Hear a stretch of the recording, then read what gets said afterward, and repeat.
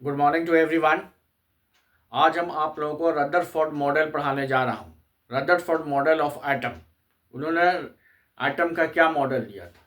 तो सबसे पहले उन्होंने गोल्डफॉल एक्सपेरिमेंट किया था और उन्होंने डिस्ट्रीब्यूशन ऑफ चार्जेस और स्ट्रक्चर ऑफ एटम के बारे में बताया। उन्होंने क्या बताया? मेन दो चीज़ था कि स्ट्रक्चर ऑफ एटम और डिस्ट्रीब्यूशन ऑफ चार्जेस। चार्ज का डिस्ट्रीब्यूशन कैसे होता है और स्ट्रक्चर ऑफ एटम, एटम का जो स्ट्रक्चर है वो कैसा है। तो इसके पहले सबसे पहले उन्होंने लिया पोलोनियम लिया, एक एलिमेंट पोलोनियम लिया। पोलोनियम क्यों लिया? क्योंकि उससे अल्फा रेज निकलती है, अल्फा रेज जो पॉजिटिव रेज है। अब इसको इन्होंने लीड इसके चारों, पोलोनियम के ऊपर चारों तरफ उसके लीड का एक कवर कर दिया। अब पूछेंगे लीड से कवर क्यों किया? क्वेश्चन उठता है। पहले पोलोनियम क्यों लिया? पोलोनियम इसलिए लिए क्योंकि इससे अल्फा रेज निकलता है। इसके लीड के कवर में एक तरफ जगह दिया गया कि अल्फा रेज निकल सके, बाकी सबको कवर कर दी गया। तो कवर क्यों किया गया? लीड से कवर इसलिए किया गया कि बाकी जो रेज को ये ऑब्जर्व करेगा, नहीं ऑब्जर्व करेगा तो ये सभी रेज जब सभी डायरेक्शन में निकलने लगेंगे तो हमारा जो एक्सपेरिमेंट है वो सही तरीके से हमारा एक्सपेरिमेंट नहीं हो सकता। उसके बाद जो अल्फा रेज निकली उसको गोल्ड फॉइल दिया गया, गोल्ड फॉइल के ऊपर अल्फा रेज को बम्बार्डमेंट किया गया। अब कुछ क्वेश्चन उठता है कि गोल्ड फॉइल ही क्यों लिए? तो हम आपको बता चुके हैं कि गोल्ड में मेलिएबिलिटी प्रॉपर्टी होती है।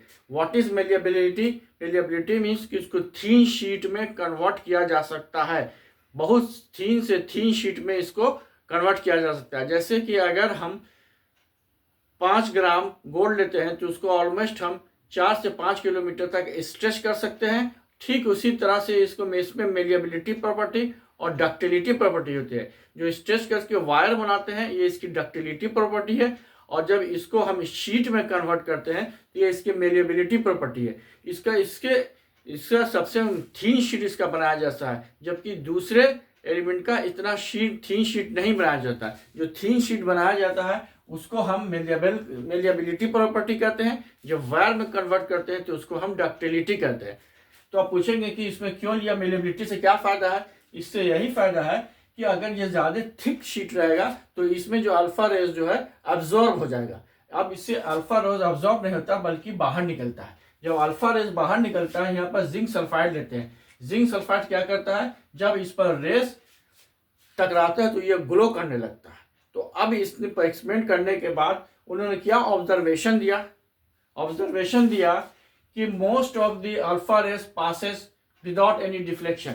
जो अधिक से अधिक जो अल्फा रेज है बिना किसी डिफ्लेक्शन के वो पास हो जाती हैं, और कुछ जो होती हैं वो एंगल से लिटिल बिट एंगल से वो पास करती है, माने थोड़ा सा डिफ्लेक्शन होता है, इनका डिफ्लेक्शन थोड़ा होता है। मोस्ट ऑफ दी क्या ऑब्जर्वेशन पहला था कि मोस्ट ऑफ दी रेज बिना किसी रुकावट के वो पास कर जाती हैं और हायर से पास कर जाती है, ठीक है।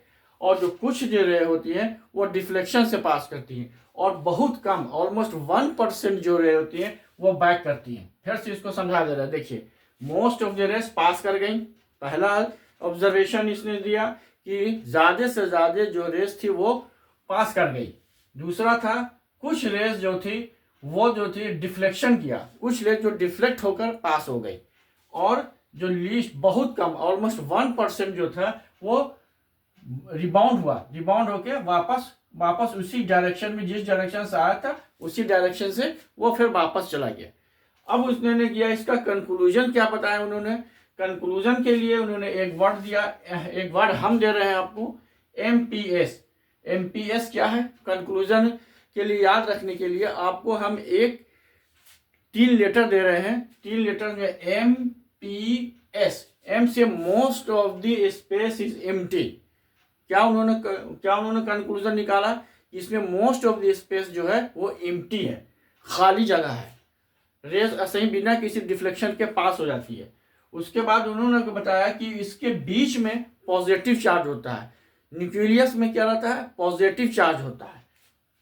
और उन्होंने बताया कि क्या होता है, न्यूक्लियस का जो साइज है एटम के टोटल साइज से बहुत छोटा होता है, उसका साइज बहुत कम होता है। तो उसी तरह से ऑब्जर्वेशन के लिए हमने 3 लेटर दिए हैं, एम MSL, MSL, तो M से क्या हो गया, मोस्ट ऑफ दी रेस जो थी बिना किसी डिफ्लेक्शन के पास हो गई, और जो बिना किसी डिफ्लेक्शन के पास हो गई, और जो कुछ जो थी हल्का डिफ्लेक्शन से पास हुआ, कुछ रेस जो थी वो डिफ्लेक्शन से पास हुई, और जो 1% जो रेस थी वो उसी डायरेक्शन में रिबाउंड हुई, उसको हमने MSL से याद कर लीजिएगा। और कंक्लूजन में MPS में कि most of the space is empty, atom में अधिकतर स्पेस क्या होता है, एम्प्टी होता है, खाली होता है। P से पॉजिटिव चार्ज होता है, न्यूक्लियस में जो होता है वो उसका पॉजिटिव चार्ज होता है। S से क्या होगा, size of the nucleus is very small, और यह इसका जो साइज होता है एटम के कंपैरिजन में इसका जो साइज होता है बहुत छोटा होता है। यही हमारा रदरफोर्ड मॉडल था या गोल्डफोर्ड एक्सपेरिमेंट था। अब आप स्क्रीनशॉट ले लीजिए। And if anybody is having any confusion anywhere, then may see 2 to 3 times, your problem will be resolved.